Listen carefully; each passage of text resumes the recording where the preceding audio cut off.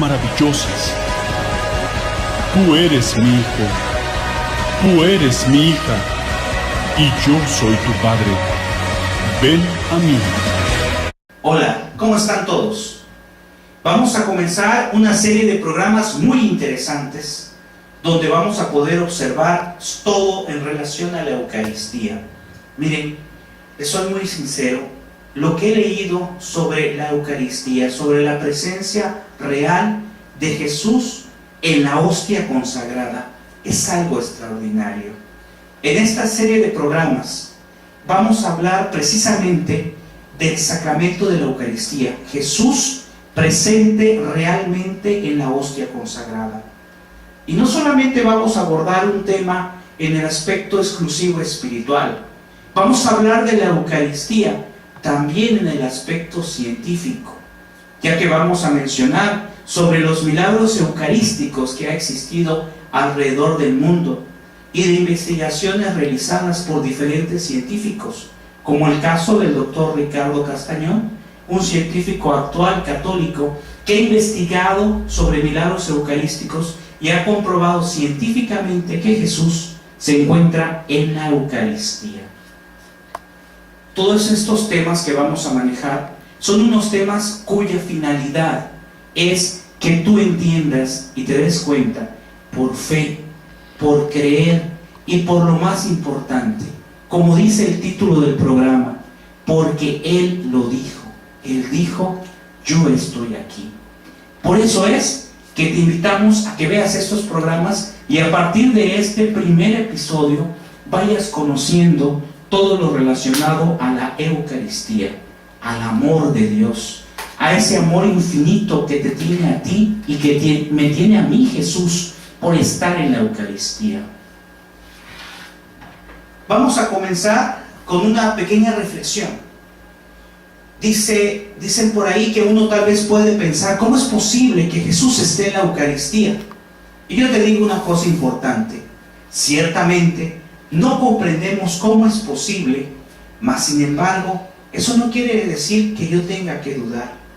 Te hago una pregunta, ¿acaso comprendemos cómo fue posible que Cristo, deteniéndose ante la tumba de Lázaro, que hacía 4 días que estaba sepultado, pronunciase unas breves palabras? Te recuerdo que Jesús ante la tumba de su amigo Lázaro dijo, Lázaro, sal fuera.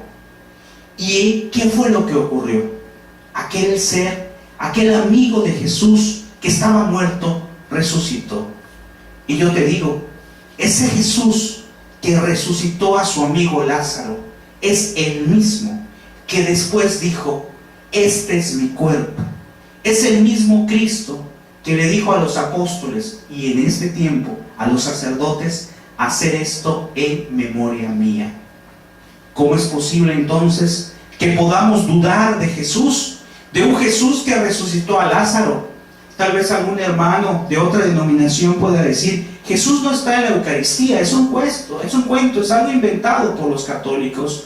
Y eso no puede ser. ¿Por qué? Porque si corroboramos las Sagradas Escrituras, hermano, y tú sabes que Jesucristo resucitó a Lázaro, entonces debes de saber y tener la fe de que si pudo resucitar a su amigo, mucho más puede quedarse en la hostia consagrada.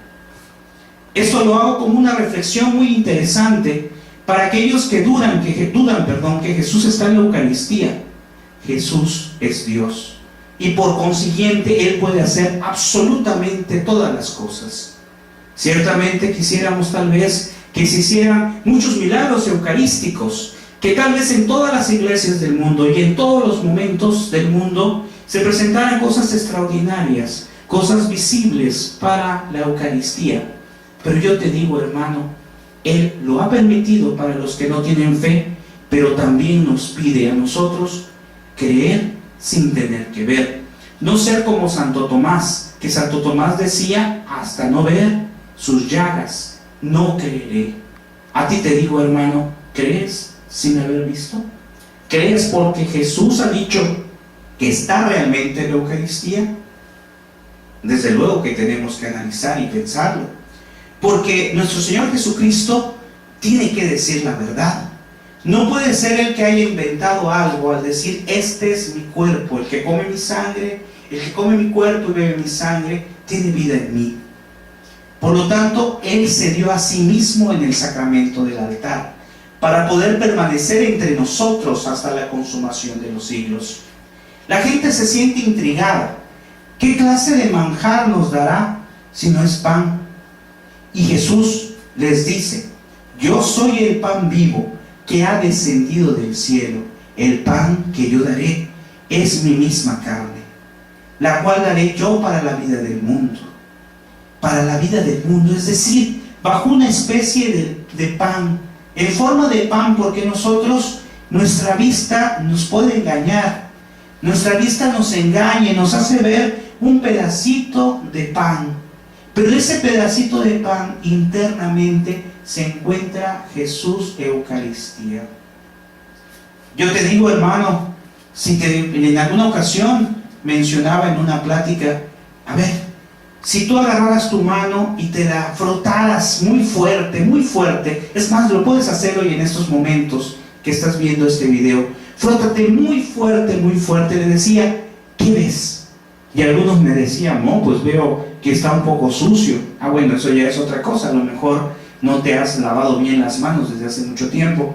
Pero yo les decía, dime tú, ¿qué ves en tu mano? ¿Acaso ves en tu mano las células que tienes? ¿Acaso ves en tu mano que tienes adentro de ella venas, que tienes adentro todo un sistema nervioso, un sistema sanguíneo, un sistema muscular, un sistema que está compuesto de huesos que te permiten mover? Y me decían las personas, no, yo no lo veo, pero lo sé porque me lo ha dicho un científico, porque me lo ha dicho la ciencia. Y yo te digo, ¿a quién le crees más? No estoy diciendo que las investigaciones y la ciencia no sea algo correcto, desde luego que sí. Dios lo permite, Dios permite que el hombre cada día se esté superando más, haciendo más cosas. Pero regresamos al punto. Yo le decía, ¿a quién le crees más? ¿A un científico que te dijo que aquí hay muchas cosas dentro de tu mano? ¿O a Jesucristo, Dios, que dijo, este es mi cuerpo y esta es mi sangre? ¿A quién le crees más, hermano? Aquí no se trata de confrontar a la ciencia, se trata de unir a la ciencia con el Espíritu de Dios. Se trata de hacer que la ciencia y entender que la ciencia son instrumentos, son cosas que Dios permite que el hombre investigue para saber más. Pues bien, regresando a lo que mencionamos acerca de Jesús en la Eucaristía, Él se encuentra en la hostia consagrada. Y además, algo muy interesante, en Juan 6:56 nos dice, porque mi carne verdaderamente es comida y mi sangre verdaderamente es bebida. No estaba hablando en parábolas, hermano. Tú puedes pensar, no, lo que pasa es que Jesucristo hablaba muchas veces en parábola, y es cierto. En las Sagradas Escrituras dice que para que entendieran las personas acerca del reino de Dios, para que entendieran acerca del perdón, por ejemplo, el Señor hablaba en parábolas, es decir, como una especie de cuento donde Él iba explicando posteriormente de qué se trataba. Recordemos, por ejemplo, la parábola del hijo pródigo, donde Él, a través de un relato muy hermoso, nos enseña el perdón de Dios Padre. Pero te aclaro una cosa importante. Ciertamente Jesús hablaba en parábolas, pero cuando hablaba en parábolas, dice las Sagradas Escrituras, después llamaba a los apóstoles y les explicaba. Aquí las Sagradas Escrituras son muy claras. Las Sagradas Escrituras nos enseñan que no hablaba en parábolas cuando hablaba acerca de su cuerpo. Cuando, repito, Él dijo, porque mi carne verdaderamente es comida y mi sangre verdaderamente es bebida. Cuando Él dijo que el que coma su carne tendrá vida eterna, no hablaba, y si hablamos en el término del lenguaje que se utilizaba y la traducción correcta, no hablaba acerca de algo figurado. Si analizamos, por ejemplo, algunos temas que podemos encontrar en internet, ¿verdad? Por ejemplo, de algunos testimonios, nos podremos dar cuenta de que la traducción bíblica vendría a significar comer. Viene a significar el hecho de comer propiamente el cuerpo de Cristo, ¿sí? Por ejemplo, en el caso de Fernando Casanova, ex pastor protestante, lo pueden localizar en algunas direcciones, lo pueden localizar en el canal de YouTube, en algún canal de YouTube. Ahí explica él claramente la traducción que significa comer, es decir, un cuerpo, un pan que es su cuerpo y que no está hablando en parábolas. De esta manera podemos analizar algo muy interesante.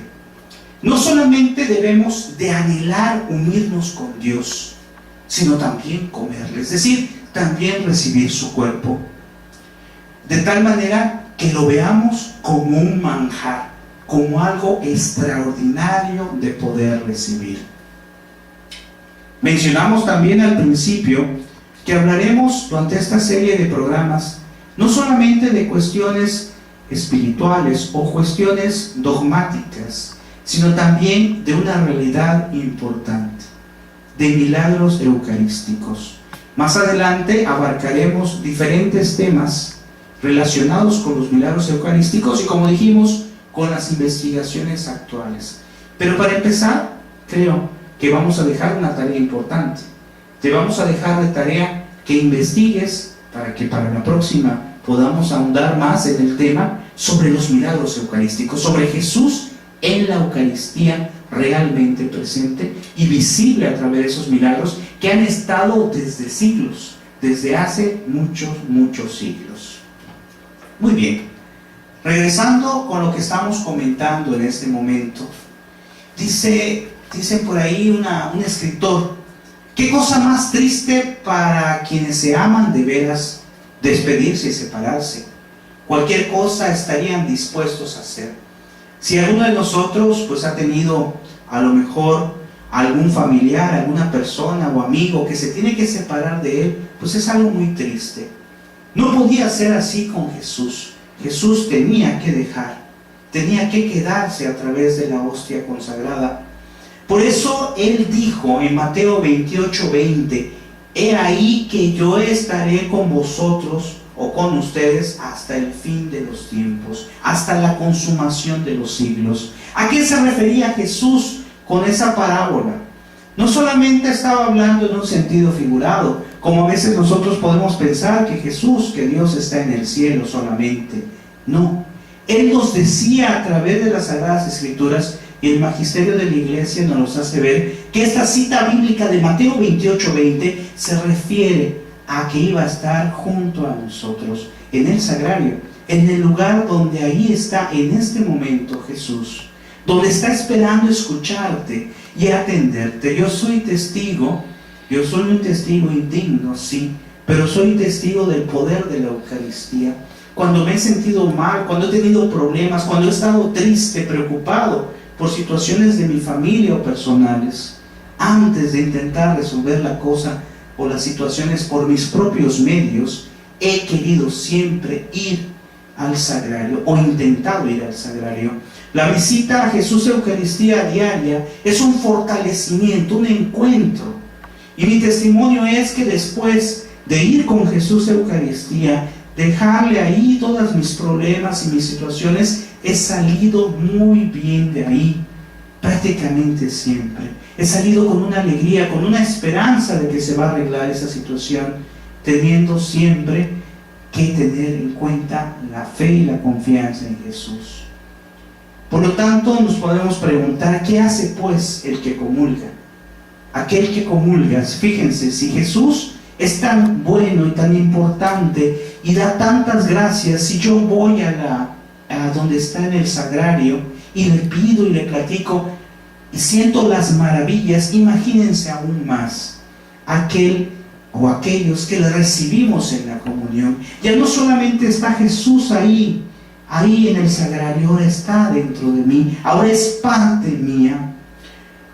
Por ejemplo, es tanto el amor como un esposo y una esposa que están juntos, ¿verdad? Su relación como esposos en un matrimonio, por ejemplo, se vuelve profundo. Así Jesús, la relación entre Jesús y tú, cuando estás en el sagrario, se vuelve más profundo.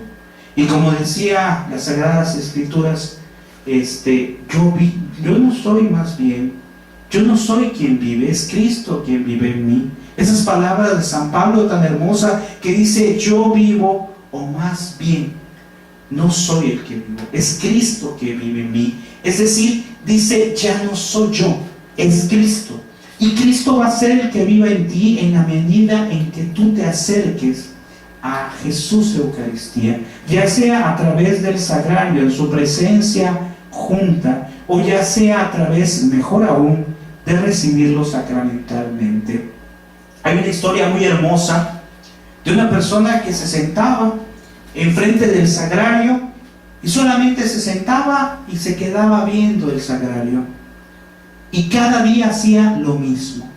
El sacerdote, al ver que esa persona llegaba, se sentaba y se quedaba viendo al sagrario y después se iba y que no pronunciaba aparentemente ninguna palabra, le dijo, oye, ¿cómo es posible? ¿Qué es lo que estás haciendo?, le dice el sacerdote a esta persona, porque veo que llegas pero tú no rezas, no pronuncias ninguna palabra. Y le dice el Señor que hacía oración, le dice, bueno, yo no rezo nada porque no sé rezar, me cuesta mucho trabajo, pero ¿sabe qué, Padre?, le dijo, yo lo veo y Él me ve. Vean qué situación más hermosa, dice, yo lo veo y Él me ve. ¿Eso qué significa?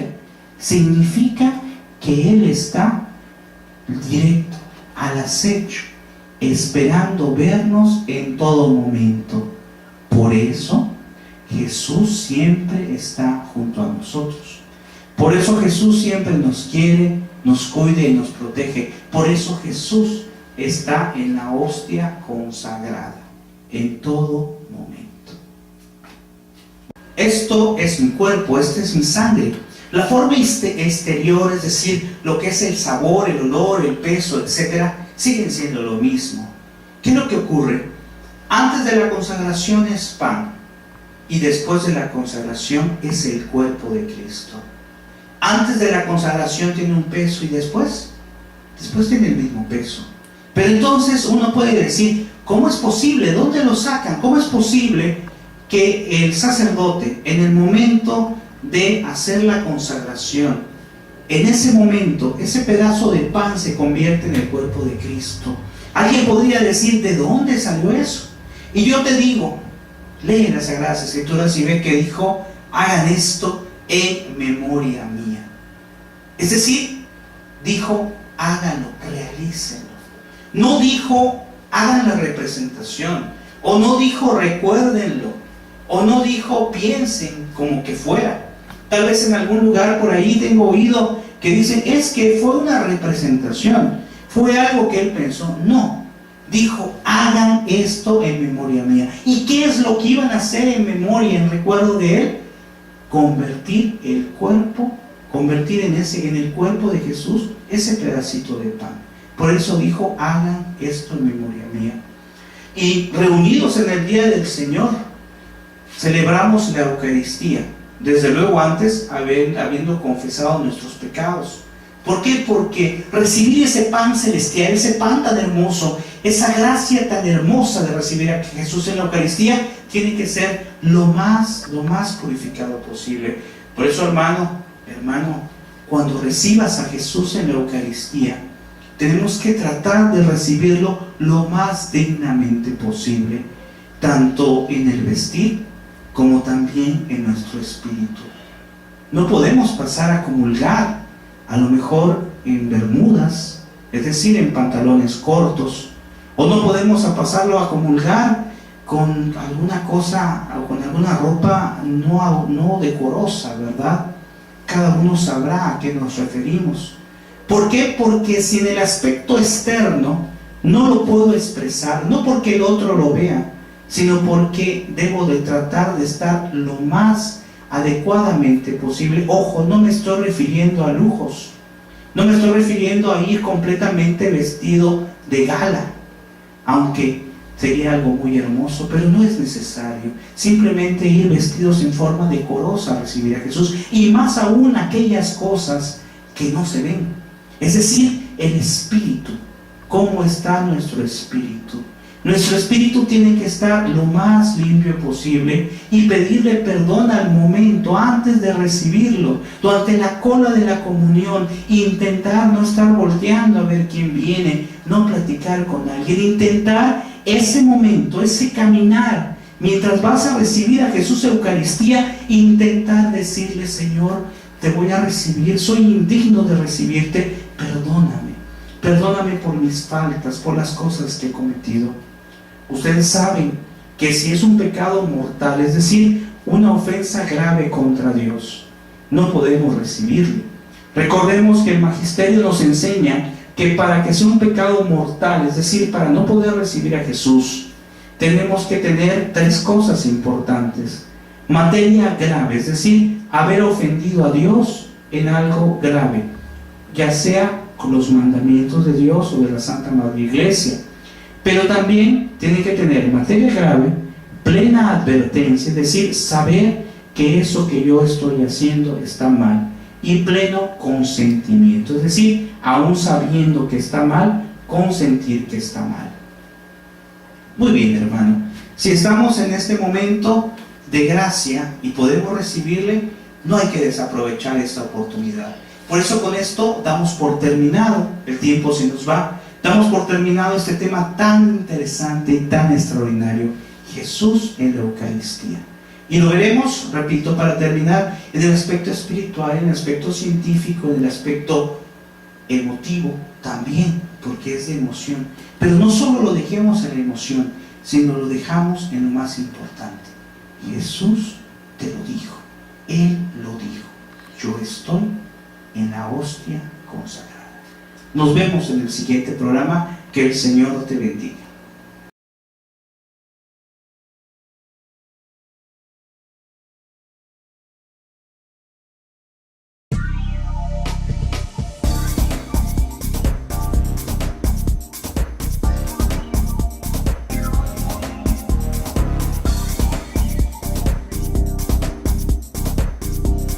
Cosas grandes y maravillosas. Tú eres mi hijo, tú eres mi hija, y yo soy tu padre. Ven a mí. Hola, ¿cómo están, hermanos? Estamos en nuestro segundo programa, Aquí estoy, yo lo dije. Recuerda que este programa es sobre la Eucaristía, sobre el sacramento, que nos dice que Jesús está realmente en la Eucaristía. Pues bien, en este segundo programa seguiremos analizando lo que vimos en el primero: la maravilla que Jesús está presente realmente en la Eucaristía. Recuerda, hermano, que a través de esta serie de programas vamos a ver cómo en el aspecto doctrinal, en el aspecto espiritual y en el aspecto científico también, Jesús nos ha demostrado que está realmente en la Eucaristía. Comenzaremos diciendo las palabras del Evangelio de San Juan, capítulo 6, versículo 54. Para que así no quede nada de asombro, añade: porque mi carne verdaderamente es comida y mi sangre verdaderamente es bebida. Eso está en el Evangelio de San Juan, capítulo 6, versículo 56. Por ahí hay una frase de Homero que dijo que el hombre abre su alma para recibir a Dios, como abren sus picos los polluelos hambrientos para acercarse a su madre. Tolstói dijo en alguna ocasión que el alma clama por Dios, como pía el polluelo caído del nido. Cristo lo corrobora. ¿Y cómo lo corrobora? A través de su palabra. Lo corrobora aún más que esos hermosos pensamientos de estas personas. No solamente hemos de anhelar unirnos a Dios, sino más aún comerle, más aún no solamente verlo, sino tenerlo en nuestro interior. Es así como la Eucaristía viene a ser una parte integral en tu vida. Hermano, decíamos en el tema anterior, en el programa anterior, que Jesús realmente lo mencionó y que no estaba hablando en sentido figurado. No es una representación de las Sagradas Escrituras o del hecho en sí de la Eucaristía. El Señor Jesús, con sus apóstoles, partió el pan, lo bendijo y dijo que ese es su cuerpo y su sangre. Por eso en la actualidad los sacerdotes realizan lo mismo. Y aquí hay algo muy interesante de analizar.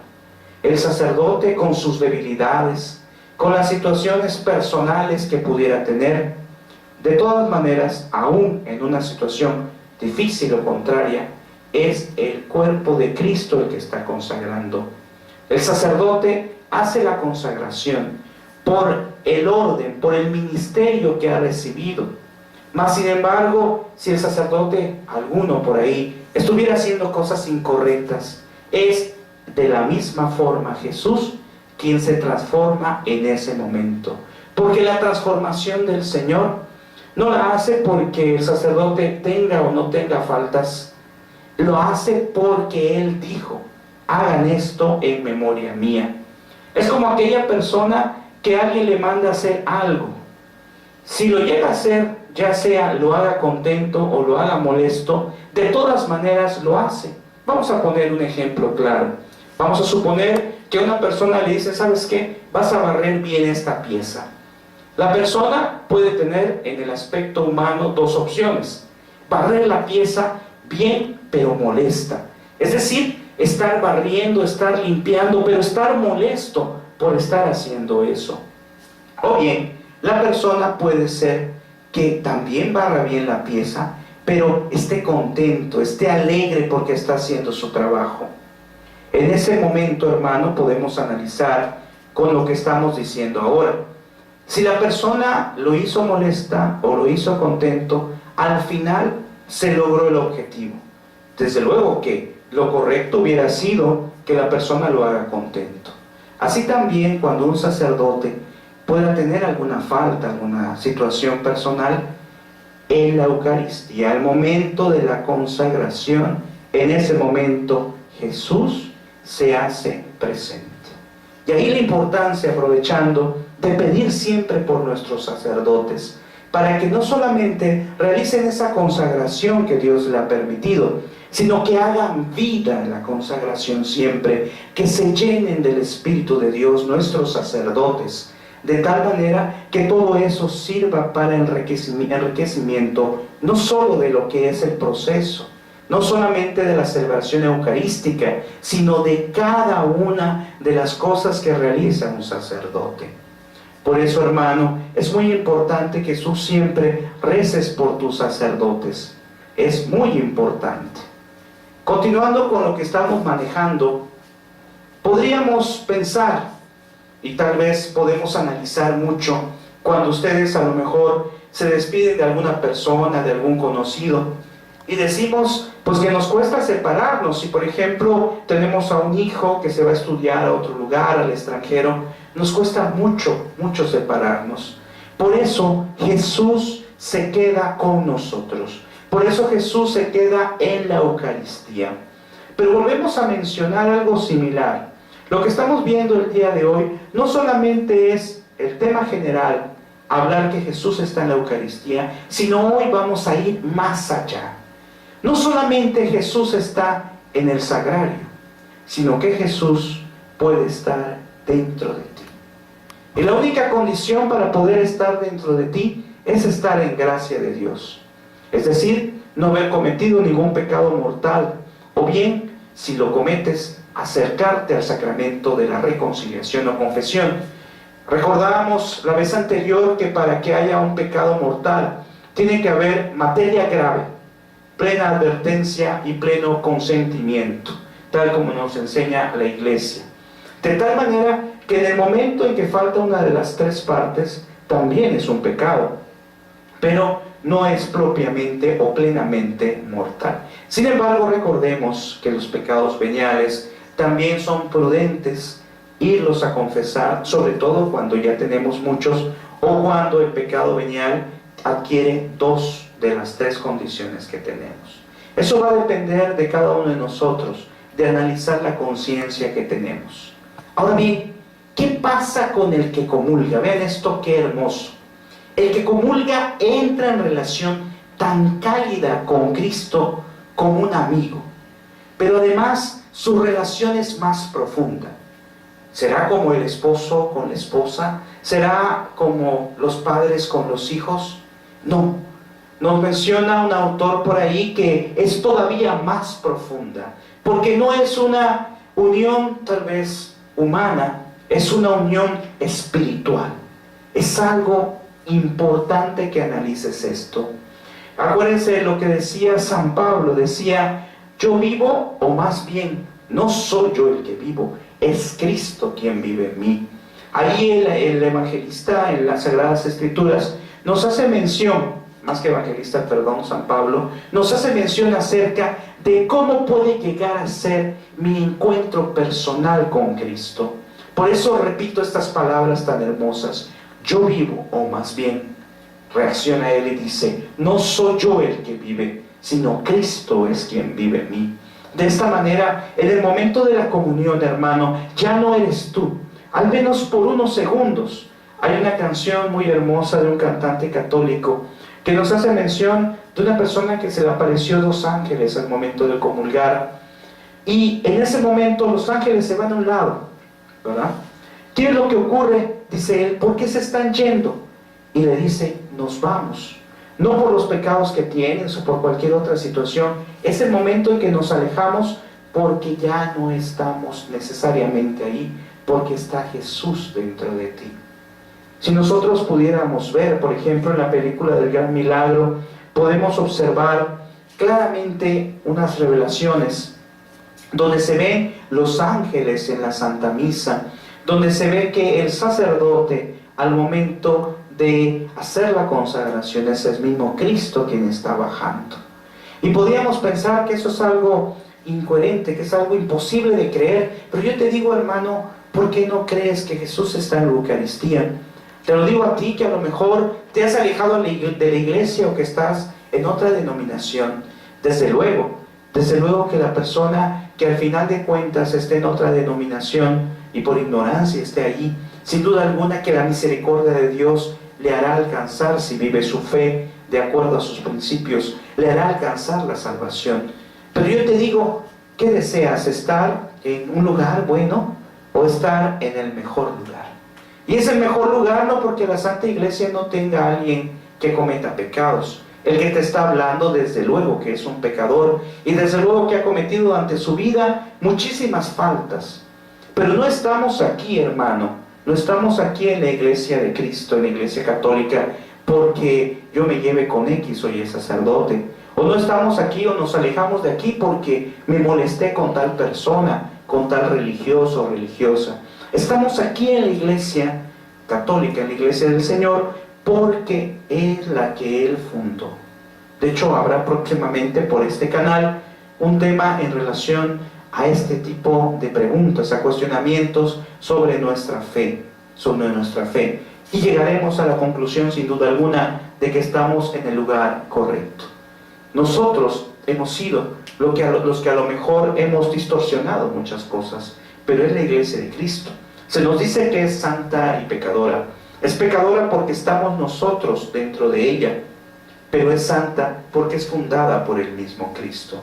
Una vez una maestra me decía, es que la iglesia católica pues le ha pasado muchas cosas, ha tenido muchos problemas, y ella daba a entender como que iba a ser destruida. Yo le decía, imposible. Regresando a lo que estamos manejando sobre la Eucaristía, vean qué interesante está esto. Decíamos que en el momento de comulgar, en ese momento es Cristo quien está entrando en mí. Y recordemos las palabras tan hermosas, este es mi cuerpo, esta es mi sangre. Recordemos que la forma exterior, el olor, el peso, siguen siendo iguales. mas sin embargo ya no es el mismo, ya no es lo mismo, es Jesús. Y recordamos también una parte de las Sagradas Escrituras que nos dice: reunidos en el día del Señor, romper el pan y celebrar la Eucaristía, habiendo antes confesado nuestros pecados para que nuestro sacrificio sea puro, porque así dice el Señor. Vamos a analizar esto que dice en las Sagradas Escrituras. Dice: en todo lugar se sacrifica y se ofrece al nombre mío una ofrenda pura. Eso está en Malaquías capítulo 1 versículo 11. Entonces ahí las Sagradas Escrituras también nos recuerda que el día del Señor, ese es el día que se celebra la Sagrada Eucaristía. El día del Señor, sin duda alguna, es el domingo. Para algunos tal vez puede parecer como que el día del Señor queda como en el Antiguo Testamento, en sábado. Sin embargo, nosotros hemos puesto, por así decirlo, el día del Señor. ¿Por qué? Porque ha quedado en domingo, porque nos recuerda su resurrección, nos recuerda la resurrección del Señor. Todo esto que te estoy diciendo, hermano, tienes tú que verlo con los ojos del corazón, pero sobre todo investigar, ver, buscar cada día más cosas que te puedan ayudar al discernimiento, pero buscando cosas en fundamentos reales, en fundamentos verdaderos. Hay tantos testimonios claros que nos hablan acerca de lo que es el sacramento de la Eucaristía. Por ejemplo, en la iglesia primitiva, es decir, en los primeros siglos, San Cirilo de Jerusalén exclamó: puesto que el mismo Cristo anunció y dijo del pan: este es mi cuerpo, ¿quién se va a atrever a dudar? Y ya que él mismo dijo del vino: esta es mi sangre, decía San Cirilo, ¿quién podrá dudar jamás diciendo que aquello no es su sangre? Yo te pregunto a ti, ¿con qué calidad podríamos nosotros decirle a Jesús: óyeme, ¿cómo es posible que hagas esto? ¿Con qué finalidad? Podríamos tal vez pensar: oye Jesús, no lo puedo creer. No puedo creer que estés allá en ese pedacito de pan. Y decíamos también en el tema anterior que hay muchísimas cosas que yo humanamente tal vez no pueda entender. Te invito, hermano, a que reflexiones en estos momentos sobre las cosas que tienes dentro de tu cuerpo, sobre que yo puedo decir: alce la mano, y se alza la mano. Y a lo mejor para alguno puede decir: eso es algo natural, eso es algo humano.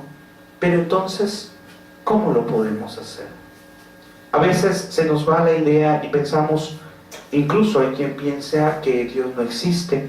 Pero ante esta situación de que pensemos que Dios no existe, yo me pregunto si al final todos tenemos la misma situación. Es un proceso de vida. Nacemos, nos desarrollamos y morimos. Luego entonces, como principio básico, tiene que haber un ser superior. Y ese ser, por ser superior, que todas las civilizaciones, está claro, desde las civilizaciones, no sé, mayas, todo tipo de civilizaciones antiguas, han reconocido en diferentes formas y denominaciones a seres superiores. Luego entonces, cualquiera que pudiera decir que Dios no está, no existe, se vuelve un poco difícil de poderlo entender. Mas sin embargo, tenemos que pedir por esas personas. Y yo voy más allá con esto que estamos viendo. No solamente Dios existe, porque eso sería hablar de algo que para muchos, para la mayoría de los seres humanos, es algo lógico, es algo que entendemos. Ok, Dios existe, pero vamos más allá. No solamente existe Jesús, sino que no estamos hablando de un Dios lejano, de un Dios que está ahí en el cielo y que desde ahí nos ve y si acaso voltea a vernos. Dice las Sagradas Escrituras que ¿quién es el hombre para que se digne Dios voltearle a ver? O sea, nosotros no somos ¿qué? No somos nada. Nosotros no merecemos nada porque fuimos creados por Dios. Sin embargo, en su infinita bondad, en su infinita misericordia, no solamente Dios nos ve, no solamente Dios está junto a nosotros, digamos en el aspecto espiritual. Dios se hace presente, además, a través del sacramento de la Eucaristía. Por eso, cuando tú pasas por una iglesia, no solamente es pasar. A veces algunos hermanos pasan, se quedan atrás rezando que es algo muy bueno también. Pero el lugar especial de la iglesia, de una iglesia, es el sagrario. Ese es el lugar especial que está esperando Jesús verte. Y no ser como Santo Tomás, decíamos la otra vez, que hasta no ver, no creer. Hay ciertas cosas que se hacen por fe, pero hay cosas que también se hacen por convencimiento propio. ¿A qué me refiero? Cuando tú veas que ese Dios existe, cuando tú experimentas a través de tus cosas personales, a través de las diferentes circunstancias que te pasan en la vida y te das cuenta que hay alguien que te ayuda. Muchos le llaman suerte, pero más que suerte es decir, ayuda y providencia de Dios. Ante estos temas que estamos mencionando y que estamos recordando a todas estas personas que desde siglos atrás nos hablan los padres de la iglesia acerca de la Eucaristía, podemos mencionar también que tal vez es increíble, es inaudito. Y podemos pensar, ¿Cristo realmente en la Eucaristía? Sí, así es. A lo mejor a algún hermano le pudiéramos preguntar, y tú puedes hacer la prueba con algún familiar tuyo, y decirle, ¿crees tú que Cristo ha existido? ¿Crees tú que Cristo está realmente en la Eucaristía? Y a todo esto nosotros tenemos que mencionar, sí, efectivamente Cristo está en la Eucaristía. ¿Y por qué? Porque yo lo creo. Entonces, tendríamos que preguntar también, ¿tú crees en Cristo? Sí. ¿Crees en las cosas que Él te ha dicho? Sí. Entonces la pregunta es, si crees en Cristo, la pregunta es, si crees en los milagros. Hay muchos hermanos que creen en Cristo y creen en los milagros, pero cuando llegan al proceso de la Eucaristía, piensan y dicen, no, yo creo en todo de Jesús, pero no creo en que esté en la Eucaristía. Si es de otra denominación, entonces podríamos pensar que Jesús dijo las cosas a medias. ¿Podríamos pensar acaso que Jesús dijo solo algunas verdades y otras no lo son? En ese momento que pensábamos nosotros que Jesús dijo cosas verdaderas y cosas falsas, estaríamos pensando que Él está mintiendo. Y yo te digo, hermano, no te preocupes de estar pensando cosas así. Simple y sencillamente analiza. Te digo, si tú crees en Jesús, y en ese momento Jesús te ha dicho, a través de su palabra, que ese es su cuerpo y esa es su sangre, la pregunta sería, ¿qué está pasando contigo? No solamente es cuestionarnos sobre las cosas que vemos, repito, sino también sobre las cosas que no vemos. Por eso, mencionando acerca de las cosas que vemos y no vemos, te invito a que investigues ya más a fondo. De hecho, en el programa anterior dijimos que lo empieces a ver, pero acuérdate que esta es una serie de programas, de tal manera que vamos a ir investigando cada día más, tú y yo, sobre el sacramento de la Eucaristía. Te repito que te invito a que busques en internet, por favor, en canales de preferencia católicos, aunque puedes investigar en otros, pero tu conocimiento tiene que estar fundamentado, no en un comentario, ¿verdad? Porque a veces vemos una noticia de la iglesia y abajo vemos un montón de comentarios sin fundamento. De tal manera que lo que te quiero pedir, ya para ir terminando este programa, es que tú veas, que tú analices e investigues sobre los milagros eucarísticos. Que investigues también sobre los santos incorruptos. Tú solamente en el buscador que tengas de internet, pon milagros eucarísticos. Te recomiendo páginas como Así Prensa, que es página católica. También te recomiendo la página de corazones.org, entre otras páginas que tú puedes investigar, y ahí podrás encontrar una gran cantidad de material sobre lo que te estoy diciendo.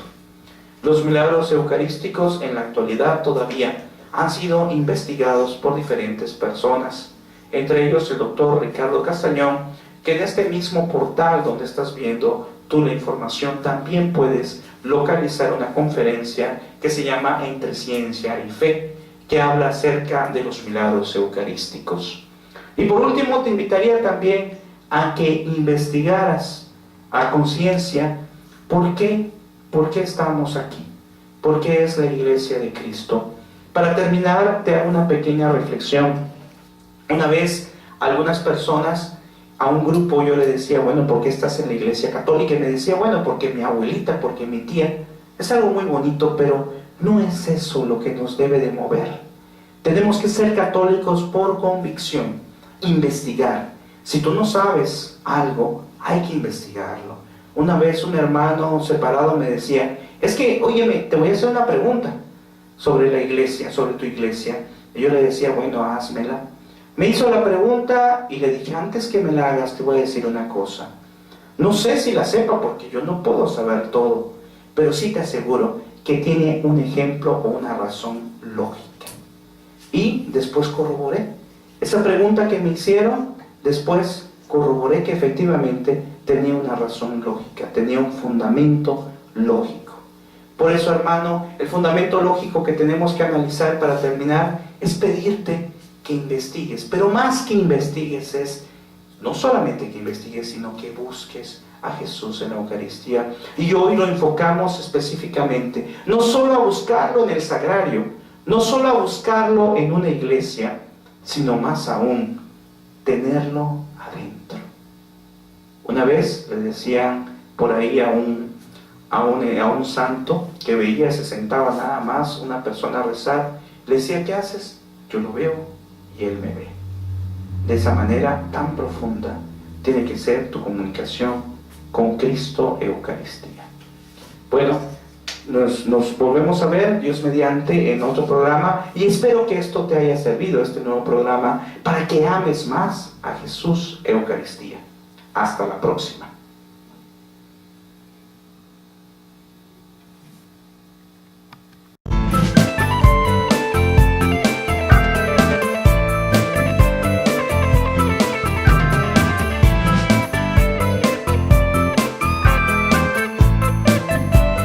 Misión Permanente de la Diócesis de Campeche.